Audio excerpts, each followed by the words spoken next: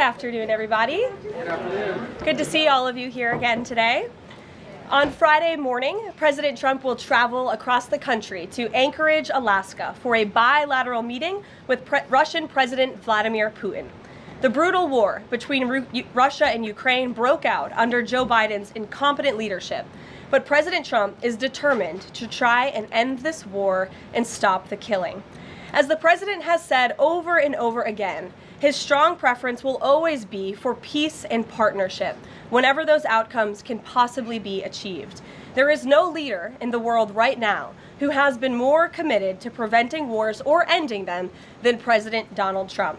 Just look at what took place here at the White House last Friday, when President Trump hosted the Azerbaijani president and Armenian prime minister and got the two leaders to sign a historic joint declaration for peace, ending a decades-long conflict that disrupted the region and claimed countless lives. In other news, we continue to see positive economic reports across the board. Today's CPI report revealed that inflation beat market expectations once again, and inflation remains stable. Overall, inflation has run at a 1.9 average annual pace in President Trump's first 6 months in office. Prices for everyday goods continue to decline. Energy prices fell in July, including gasoline, which is down nearly 10% over last year, and propane, which is down 2.5% over last year as well. Egg prices fell once again in July and are down 20% since President Trump took office. Shelter inflation, the largest contributor to overall inflation, is at its lowest level since October of 2021. Wage growth for American workers is beating inflation once again. As inflation declines, this administration continues to be wholeheartedly committed to putting more money back into the American people's pockets.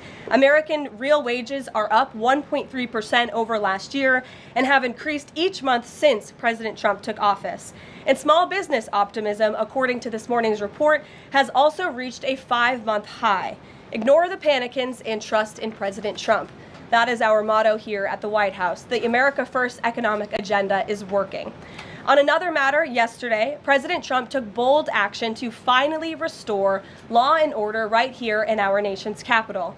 The president declared a crime emergency in the District of Columbia, federalized the D.C. Police Department, and mobilized the D.C. National Guard to end violent crime in our nation's capital. As part of the president's massive law enforcement surge, last night, approximately 850 officers and agents were surged across the city. They made a total of 23 arrests, including multiple other contacts. Last night, these arrests consisted of homicide, firearms offenses, possession with intent to distribute narcotics, fare evasion, lewd acts, stalking, possession of a high-capacity magazine, fleeing to elude in a vehicle, no permits, driving under the influence, reckless driving, and a bench warrant.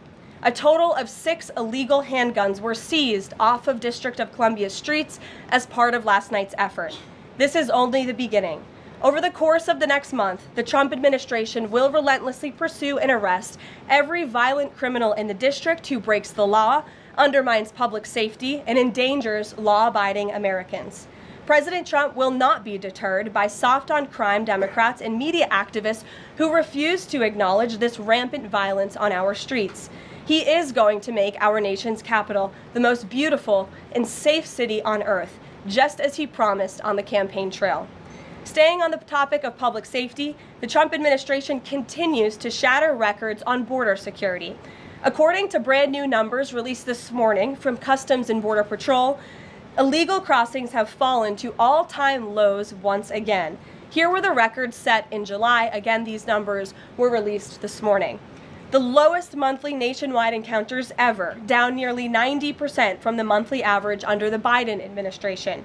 The lowest monthly Border Patrol apprehensions nationwide ever, smashing the previous record set the prior month in June. The lowest monthly Southwest border apprehensions ever. The lowest daily apprehension average ever, the lowest single-day apprehensions ever. And for the third straight month, there were 0 illegal aliens released into the country. Let me repeat that remarkable statistic. For the third month in a row, not a single illegal alien was released by the Trump administration into the United States of America. This is historic. Under President Trump, this border is the most secure it has ever been. When you fortify the border, when you restore deterrence, and when you empower Border Patrol agents and our brave men and women in uniform to actually do their jobs to enforce our laws, like this president has, this is the incredible result. And in the interior of our country, criminal illegal aliens continue to be arrested and removed. Here are some of the criminals arrested by ICE in just the last few days. ICE Buffalo arrested an illegal alien from Jamaica convicted of attempted murder. ICE Buffalo also arrested an illegal alien from Ecuador convicted of leaving the scene of an accident resulting in death. ICE Houston arrested an illegal alien from Mexico convicted of manslaughter. ICE Newark arrested an illegal alien from Mexico convicted of the sexual assault of a minor. ICE Dallas arrested an illegal alien from Mexico convicted of assault causing bodily injury. And already the Trump administration has arrested more than 300,000 illegal aliens in 2025. Again, more than 300,000 illegal alien criminals have been arrested in the interior of our country in the first 6 months of this administration. And despite many false reports in the media, nearly 70% of these arrests have been criminal aliens with criminal charges or prior convictions. This is success all around. This is removing the most dangerous public safety threats from America's communities and returning these individuals to their home countries. So there's been success all around. I'm sure you have a lot of questions today. I'm happy to get to them, so let's get started. And as always, we'll start with our new media seat, who is our podcast host today, Benny Johnson. Benny, why don't you kick us off, and thanks for being here. Thank you, Caroline. As a DC resident of 15 years, I lived on Capitol Hill. I witnessed so many muggings and so much theft. I lost track. I was carjacked. I have murders on my Ring camera and mass shootings. I witnessed a woman on my block get held up at gunpoint for $20, and my house was set ablaze in an arson with my infant child inside.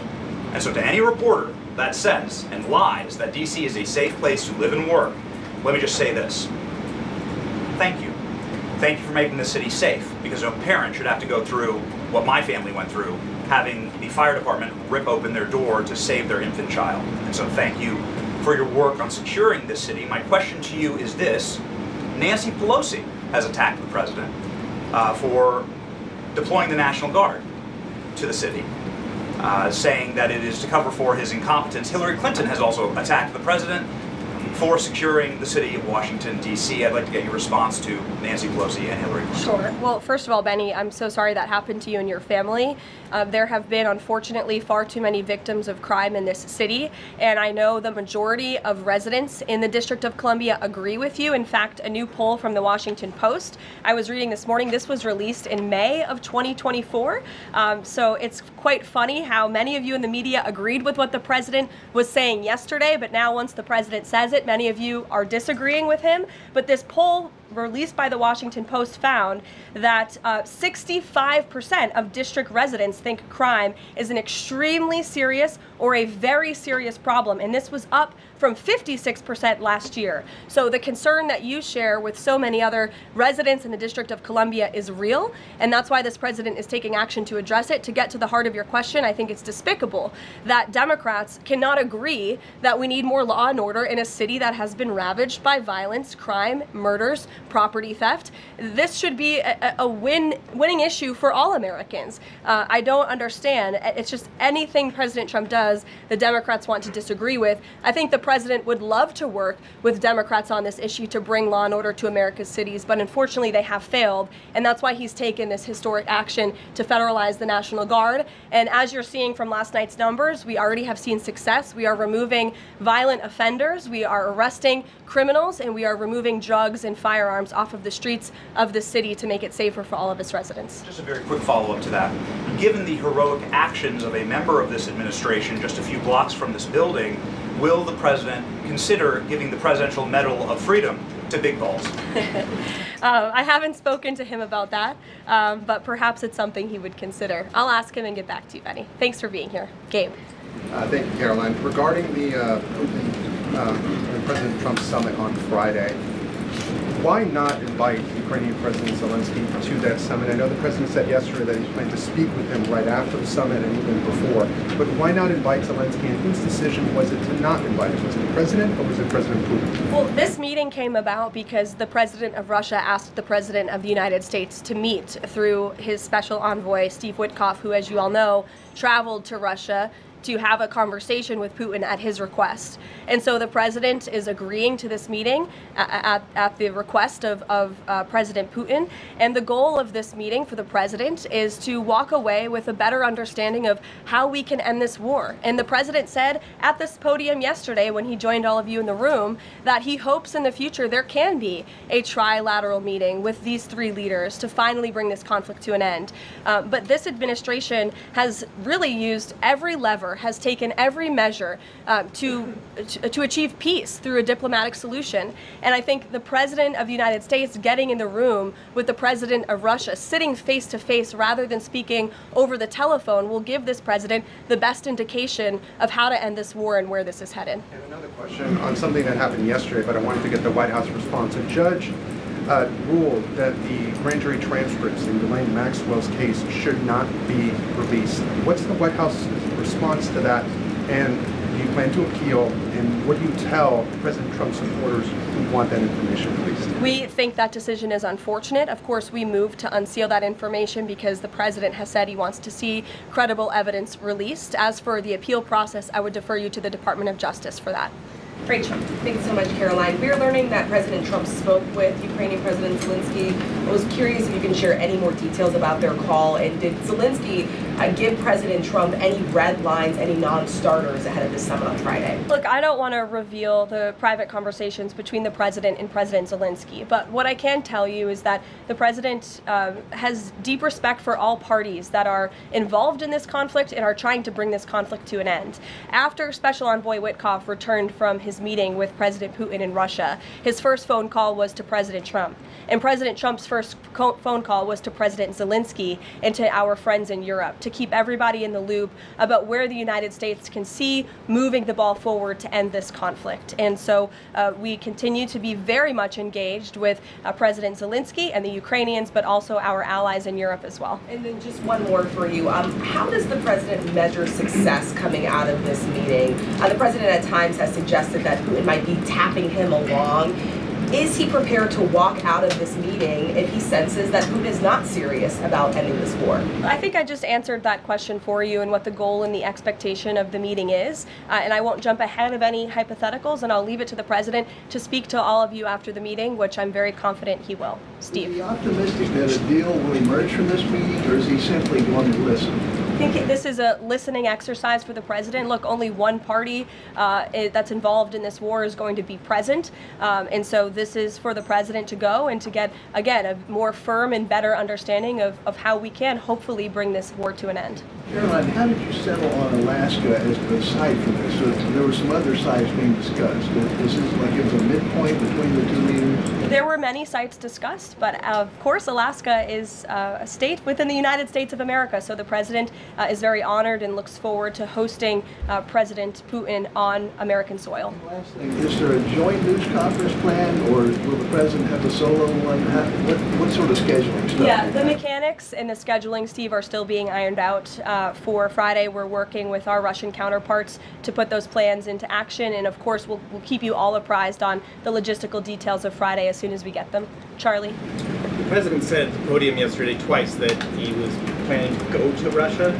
Was that a verbal slip-up, or does he actually plan to go to Russia? Perhaps there are plans in the future to travel to Russia, and on Friday the president will be meeting with the Russian President Vladimir Putin in Alaska, as you know.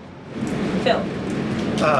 Last week, the president said the CEO of Intel was highly conflicted, seeming to cite his past investment with Chinese companies that were doing business with the Chinese military. Yesterday, he called his meeting with that CEO a success. So what can you tell us about what the Intel CEO said to President Trump that changed his mind? The president put out a statement that you cited, Phil. I will leave it at that. He shared his thoughts on that meeting and how it went, and for any further comment on that, I'll leave it to him to make. Will the Bureau of Labor Statistics continue to put out monthly jobs reports? Well, look, what I'll tell you about the Bureau of Labor Statistics, I believe that is the plan and that's the hope, and that these monthly reports will be data that the American people can trust. As you know, the Bureau of Labor Statistics has made massive revisions after the last several reports that they have put out. And there has certainly been a decline in the quality and the reliability of data coming from the Bureau of Labor Statistics, and there's been an increase in revisions. And this president and the administration is finally tackling this problem that so many have talked about, and the president is actually doing something about it. We need to restore new leadership that we can trust. As you know, the president has appointed someone new to take over the BLS, and so we need to look at the means and the methods of how the United States is acquiring this very important data, and all of that is going to be done, and the goal, of course, is to provide honest and good data for the American people to make very important economic decisions on. Thank you, Michael. Thank you, Caroline. Two questions, if I may. The president has talked about land swaps between Russia and Ukraine. Vladimir Putin says he wants Russia to hold on to Russian-occupied territory in eastern Ukraine. Is the White House at all concerned about the messaging that potentially giving over or allowing for Russia to maintain its occupied territory in eastern Ukraine, what that might say to other U.S. adversaries like China? Look, right now, the President of the United States has done more to end this war than his predecessor, Joe Biden, who allowed this war to take place. This war, don't forget, happened at the result of the weakness and the incompetence of the previous administration. And so the president inherited this conflict, and he is determined to end it. And it's a very complex and complicated situation. As for the details of the plans that have been kind of tossed back and forth, I won't get into those, and I will let the president of the United States discuss those plans with the president of Russia, with our European allies, and the president of Ukraine, Zelensky himself as well. Sure, go ahead, in the green. Thank you, Caroline. As far as the policing and security operations in DC, Speak up. is there a timeline? Do we know what success looks like? And is it going to last longer than 30 days?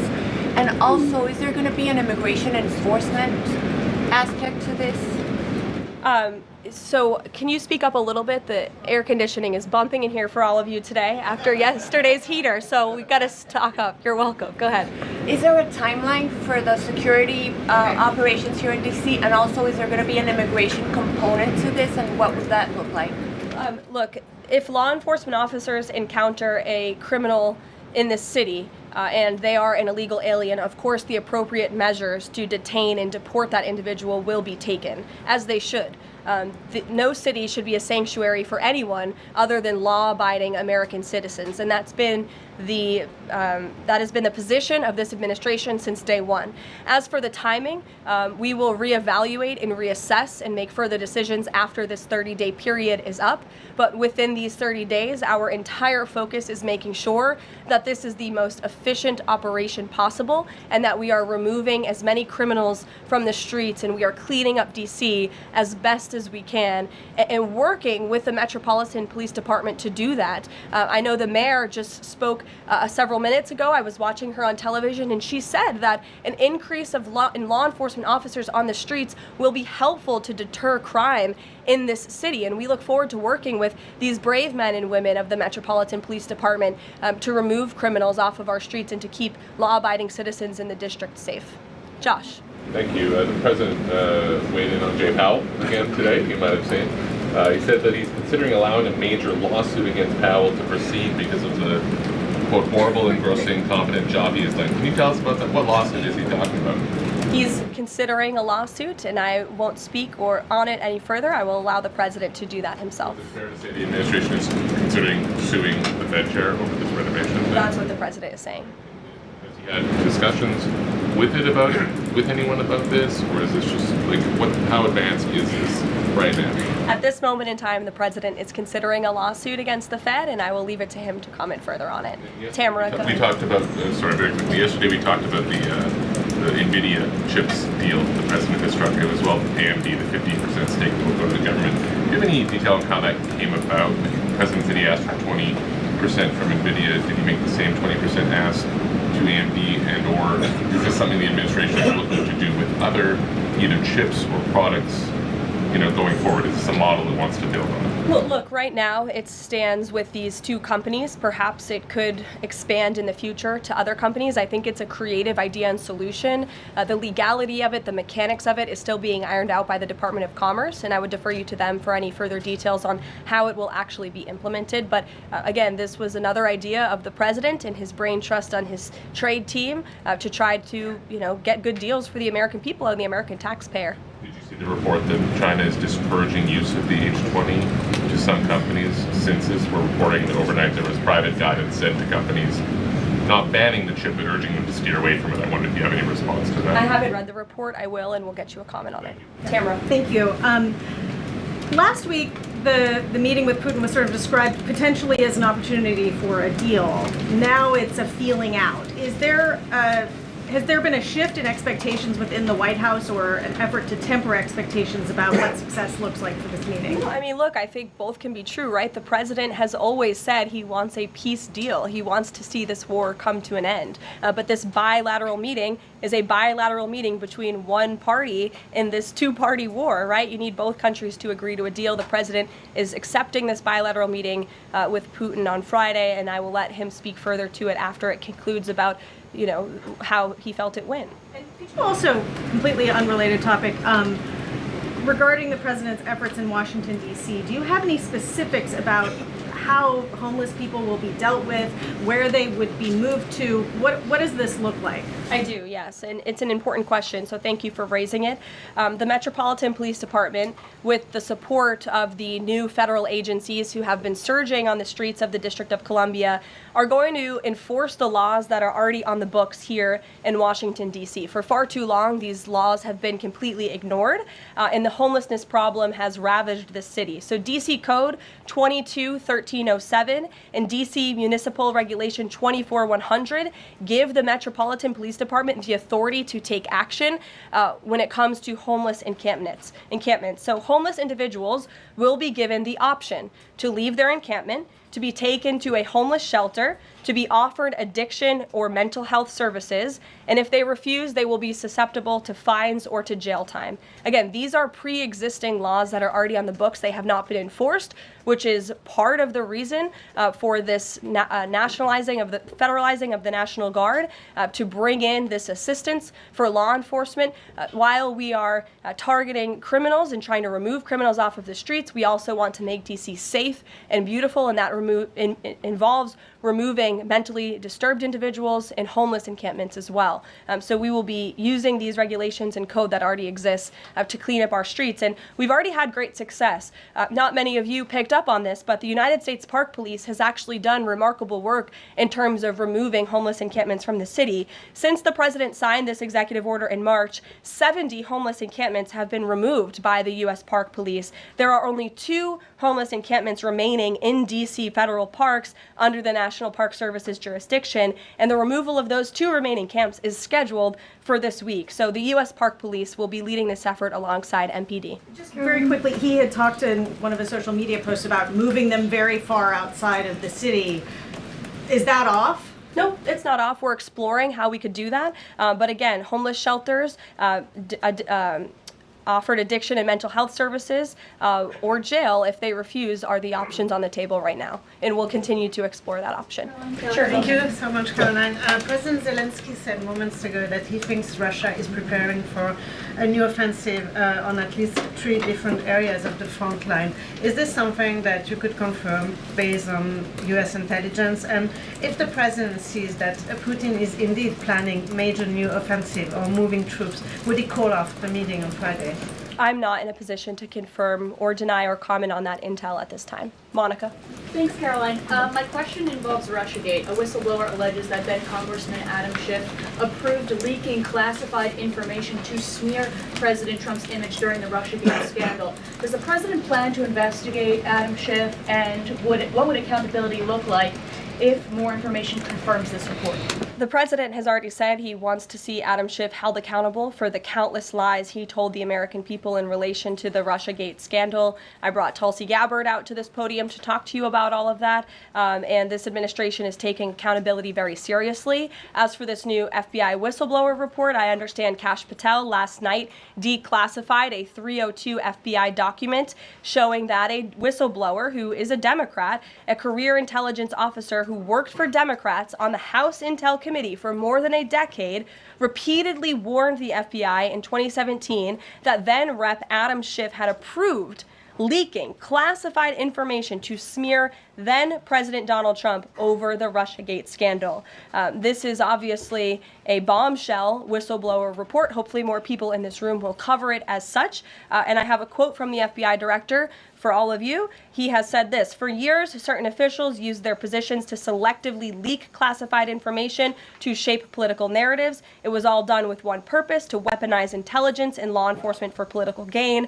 Those abuses eroded public trust in our institutions. The FBI will now lead the charge with our partners at DOJ, and Congress will have the chance to uncover how political power may have been weaponized and to restore accountability." That's what the administration is focused on, and hopefully we'll see some more media reports on this whistleblower allegation. If this were reversed, if this were allegations against the president or any of these cabinet officials, I'm sure everyone in this room would cover it as such.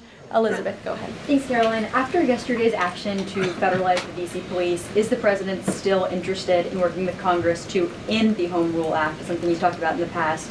Senator Mike Lee has a bill on it. Is that something he's still interested in? The president is very much still interested in working with Congress to address many of the issues that have plagued Washington, D.C., such as the cashless bail policy, which has been a complete disaster for the city. Juvenile delinquency is another major problem in the city that Congress can address. So I know Congress is on recess right now. When they get back to work to Washington, this president looks forward to having these conversations with our friends on Capitol Hill so we can work with them to make D.C. safe and beautiful again. And again, we encourage Democrats to join us in this effort. Perhaps their approval ratings would move up a little bit if they did. I saw a new poll today. Democrat approval rating is at an all-time low, 32%. If they could just stand by the basic notion of law and order, perhaps they would see that tick up a bit, and we welcome them to do that. Dasha. Thanks, Caroline. President Trump yesterday at this podium indicated this, so has NATO Secretary General Mark Rutte, that in order for peace to happen, it is very likely that Ukraine will have to cede some land to Russia. Zelensky has repeatedly said no land for peace. That's not going to happen. Has this administration communicated to Zelensky that he's going to have to change that position? Look, I appreciate your asking that question in a different way than your colleague Michael in the back. I don't want to get into the details of these negotiations and these discussions that have taken place out of respect for where we are right now, and I'll let the president speak on it further if he wishes to. More about Israel. Sure. I know the president has had a call with Prime Minister Netanyahu recently. Netanyahu is planning to seize the remainder of Gaza City. What is the administration's position on this move by Israel's government? Look, this is an incredibly complex and complicated war that, again, was inherited by this president, by his predecessor, Joe Biden. October 7th was one of the worst days in history. We saw innocent people slaughtered, murdered, kidnapped by Hamas terrorists. This administration has taken extensive time and effort and resources since Inauguration Day in January to end this conflict. We have given many flexible arrangements backed by Israel to Hamas, and unfortunately, Hamas has never agreed. Looking ahead, I will let the president speak on where he sees this going, but this is, of course, an incredibly complex and complicated situation. The administration has made our goal clear. We want to see this conflict end. We want to see the hostages released, and we've tried. The president and his national security team have given extensive effort and time to doing that. With how Israel has used those resources and the assistance that you've provided? Look, I'll let the president speak on the further actions that Israel may or may not be taking. Good to see you. Good to see you as well, Caroline. Thank you. The Kremlin is expressing interest that Friday's meeting will move beyond just terms to end the war into improving bilateral relations. There's talk over how how they're interested in potentially restoring direct flights between Russia and the United States. Is President Trump open to those kind of peripheral conversations, or is this directly focused on ending the war in Ukraine? I think this conversation on Friday is focused on ending the war in Ukraine as far as the president's perspective goes. Those conversations, I think the president is interested in having, but his main priority right now is ending this war and to stop the killing that has gone on for far too long. You're welcome. Carolyn. In the back. Go ahead. Yeah, 2 questions on the economy. So first, we've had small businesses tell us that it's not foreign exporters who are eating the tariffs, it's them. And they've held off on raising prices, but soon they're going to have to raise prices. What is the White House's message to them? The White House's message to our small business owners across the country is you have never had a better ally or friend or supporter in this White House than President Donald Trump, who is a businessman himself, who understands your concerns and who wants to restore wealth back to our country through the powerful use of tariffs. And that's what he's focused on doing, while simultaneously driving down costs. You have to remember, we are 6 months into this administration, and we had a president who had no business experience, had no idea what he was doing, and who funneled billions of wasteful spending dollars into our economy, which created the worst inflation crisis in a generation. Now this president is focused on tackling inflation, deregulating, cutting costs, cutting red tape to make it easier for small business owners to thrive. And again, the economic indicators show that we are moving in the right direction. In January, when this president showed up to the White House, the 6-month annualized core inflation rate was 3.7%. Today, 6 months later, the 6-month annualized core inflation rate is 2.4%. So we are trending in the right direction. Moving forward, since President Trump took office, for another 6 months, inflation will be tracking at 1.9% at this trajectory. You look at grocery prices, they fell, energy prices fell, fuel oil fell, ship fares fell, propane fell, butter, margarine, eggs, non-prescription drugs. You go through the list of items that are falling. And then I would also point to that report this morning showing that small business optimism has reached a 5-month high. So look, we inherited an economic mess from the previous administration, but this administration is focused on fixing it every day. And part of that is signing the largest tax cuts into law to put more money back into the pockets of these small business owners. Just on the BLS, they collect the inflation data, obviously. If the jobs data is not reliable, should Americans trust the inflation data? Well, look, the jobs data has had massive revisions. We want to ensure that all of the data, the inflation data, the jobs data, any data point that is coming out of the BLS is trustworthy and is accurate, which is why the president has restored new leadership at the BLS. Sure, go ahead. Yeah. Okay. Hi. Thank you. Hi. Gavin Newsom has said that California is going to sue in response to the government's demand for $1 billion from UCLA over the DOJ's anti-Semitism findings. Newsom has called this extortion and ransom. So I'm wondering what the White House's response is to Newsom on UCLA. Bring it on, Gavin. This administration is well within its legal right to do this, and we want to ensure that our colleges and our universities are respecting the First Amendment rights and the religious liberties of students on their campuses, and UCLA has failed to do that. And I have a whole list of examples that I will forward to Gavin Newsom's press office if he hasn't seen them himself. Brett. Thanks, Caroline. What was the reason that President Trump chose to move on from Billy Long as IRS commissioner? Look, I think the president wants to see Billy Long as the ambassador to Iceland. As you know, that is where he will be headed. And the president loves Billy Long, and he thinks that he can serve the administration well in this position. For now, Secretary Scott Bessent will be the acting IRS commissioner. Timeline for announcing a new pick? Go ahead.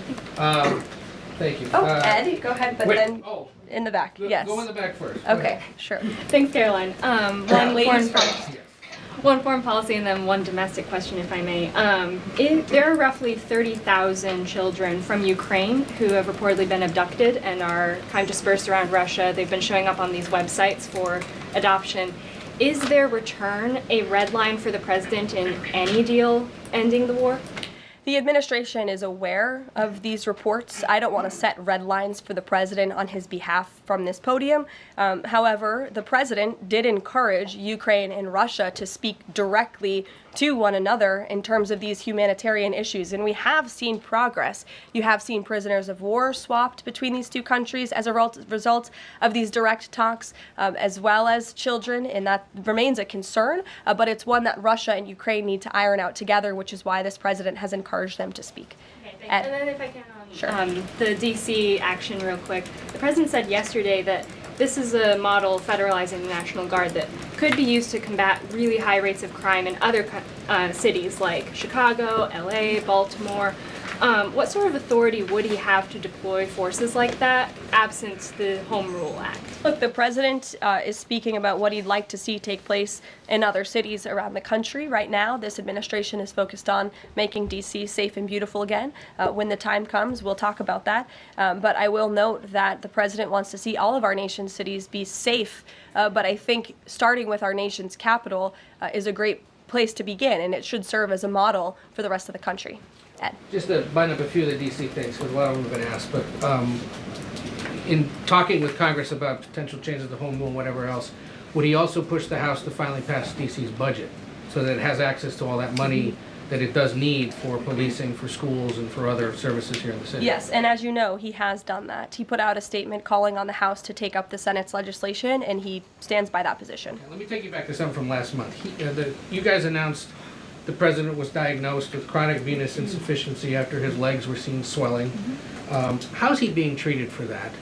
And while you were upfront about those health issues, curious if the White House would be willing to let us speak with his physician directly about those health issues. I know there were a lot of concerns about the last White House not making the physician available. Would the physician be available in this case? I don't want to make that commitment on behalf of the physician, but it's certainly something we can look into and explore out of the effort of transparency, because unlike the previous White House, there is nothing to hide. You guys see this president working around the clock, literally 24/7, all of the time, and I will be happy to look into that request. Can we at least get an update on how he's being treated for the swelling legs and for the hands and the other issues? Look, you see the president every day. He's moving, he's working, he's continuing. There have been no adjustments made to his lifestyle.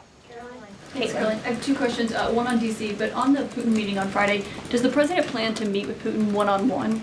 Yes, that's part of the plan. And as for the other mechanics and logistics, I will let our team speak to that when they're ironed out. And on what's happening in D.C. with the federal takeover, what we've heard from the mayor and the police chief is that their understanding is there has been no change in the leadership structure. In the White House's view, who is in charge of the MPD right now? If you read the executive order, it will tell you. The leadership structure is as follows. We plan to work with the Metropolitan Police Department, but ultimately the chain of command is as such. The President of the United States, the Attorney General of the United States, our DEA Administrator, Terry Cole, who is now serving ahead of the Chief of the Metropolitan Police Department. And they will be working together. Nope, Terry Cole, as you heard from this briefing room yesterday, is in charge of the Metropolitan Police Department, and he's working with the chief to ensure that law enforcement officers are allowed to do their jobs in this city. Caroline? Yeah, thanks, Caroline. I know you said earlier the hope is to maintain monthly job reports, but the president's new nominee for BLS Commissioner E.J. Antoni recently told Fox Business that the BLS should suspend issuing monthly job reports and only issue quarterly reports until the jobs data methodology is corrected.